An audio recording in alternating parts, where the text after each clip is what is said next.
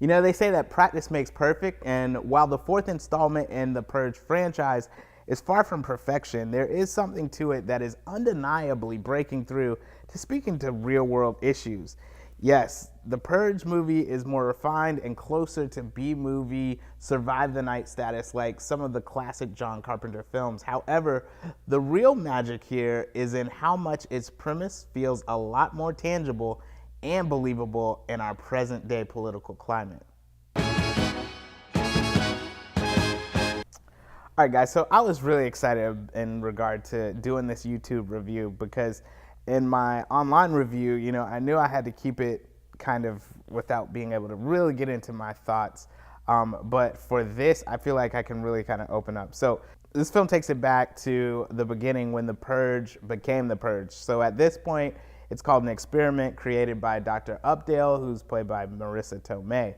Rather than being nationwide, its first at-bat is localized to Staten Island. In an effort to get members of the community to actually participate, the new Founding Fathers of America, which is like this new third ultra-right party that comes up, we'll call it the NFFA from now on, offers $5,000 for wearing contacts that double as cameras with bonuses for committing violence. Potential candidates that range from psychotic and mentally ill to people just trying to feed their family are analyzed by NFFA staff. The formula here is no different from other Purge movies. We're introduced to the main characters early. Dimitri, who's played by Noel, is the drug king of the borough. Naya, who's played by Lex Scott Davis, and Isaiah, played by Joivan Wade, are siblings who have each other's back in a world that seems like they're without their parents. I don't think they actually address that issue, but you can tell like they don't have their parents, it's just them. Naya is an activist who believes the experiment is not good, while Isaiah is caught in the middle ground, seeing an illegal way to provide for him and his sister. He starts dealing on the corner. Dolores, who's played by Mugga, which is a very interesting name, but she's a hilarious neighbor and aunt figure in their lives. And she just sprinkles comedy throughout. And it's that natural, like, what was that film? The ghost film where Rod Diggo was in there. And she just created this, man, I gotta look that up. In the midst of the main character development, the NFFA is setting up cameras and surveillance around the island to broadcast to the world.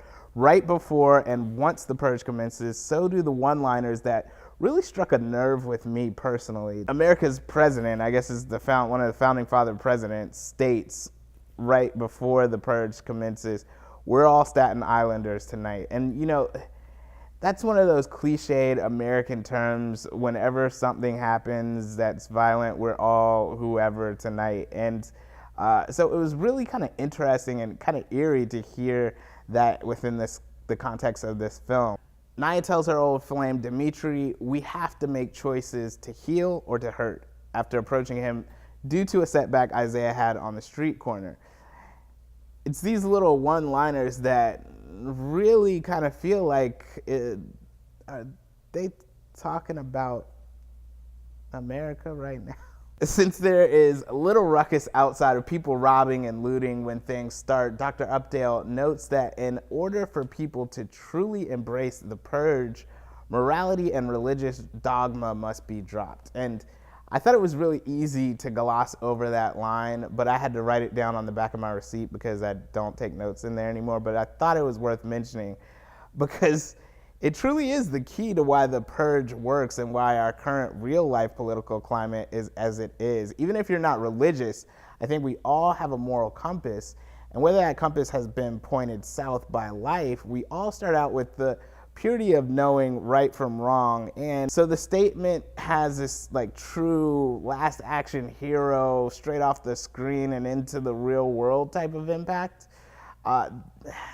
That thing really had me, like, after the film, I was just thinking about this, and I was like, man, I really want to find out what other people, how other people feel and came out of the film. But anyways, let's get back to it. So with our morality in question, Arlo Sabian, who's played by Patch Dara, he's the NFFA chief of staff. He makes a call to spice things up. Simultaneously, director Gerard McMurray and writer James DeMonico, who wrote all the Purge films, do the same cinematically. Suddenly, white men wearing Ku Klux Klan hoods and throwback Nazi-like regalia show up on the island, forcing Dimitri and friends to fight back. There are particularly harrowing moments of racism and violence that come straight from our history's headlines as Klansmen shoot up a church with predominantly black community members.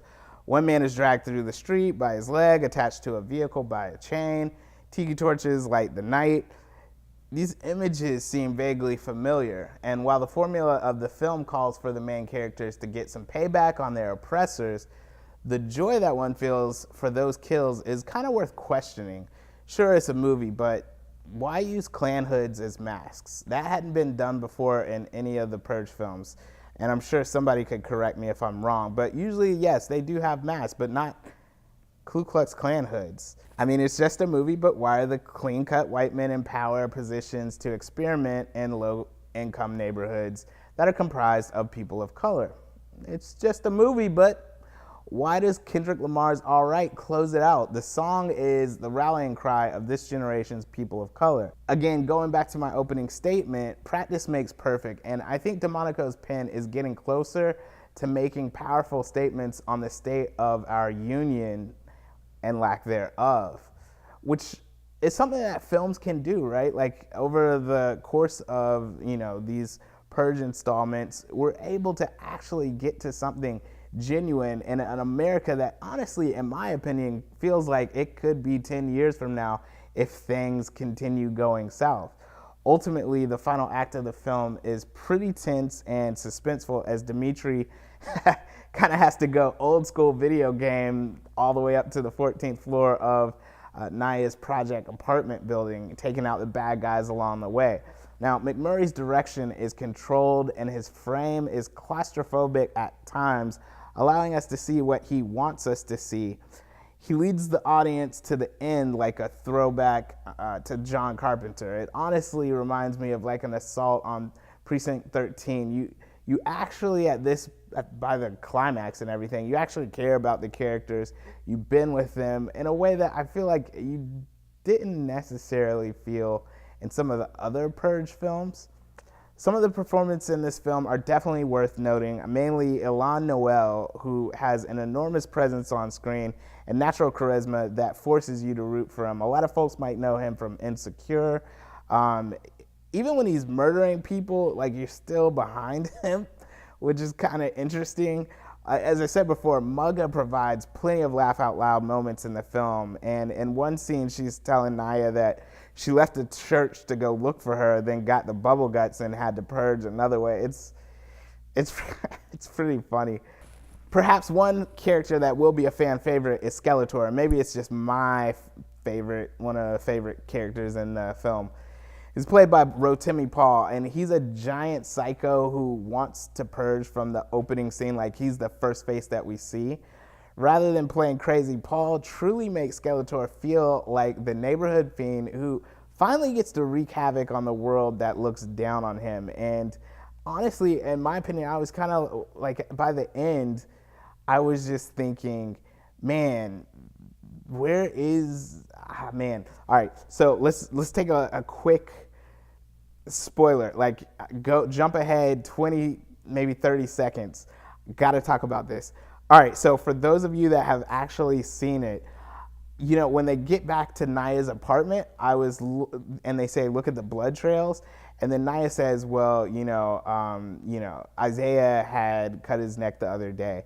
I was really hoping that blood was from Skeletor, because, like, imagine if they closed themselves up in the apartment and then had to fight him. It was just such an opportunity that I think was lost, but it would have been dope as all get out. Like, can you imagine, once they went into the closet, like, that would have just been... So the first Purge certainly shows us how everything started. It's the right length and an authentic installment and the thesis of what all Purge films rest on in answering the question, what if all crime was legal for 12 hours? However, I think it low-key shows us ourselves as well, and that's worth a deeper conversation after the lights come up. I give it a B. This is a really good surprise for me. I thought that it was going to be, you know, how a lot of franchises used to do back in like the 90s. They would go Leprechaun, Tales, or Leprechaun in the Hood. But nah, this was a really good film. And I think in terms of what The Purge is supposed to be, survive the night thriller, B-movie status, it hits it. And then you add on the fact that, you know, the writing really resonates with what's going on right now in today's climate. Solid pick. All right, guys, so let me know what you thought about the film. Let me know if you felt like, you know, it did kind of resonate with you, or, you know, is it just a movie? I thought that it did, but I would love to have a good troll-free conversation about the first Purge, because I think it is worth analyzing.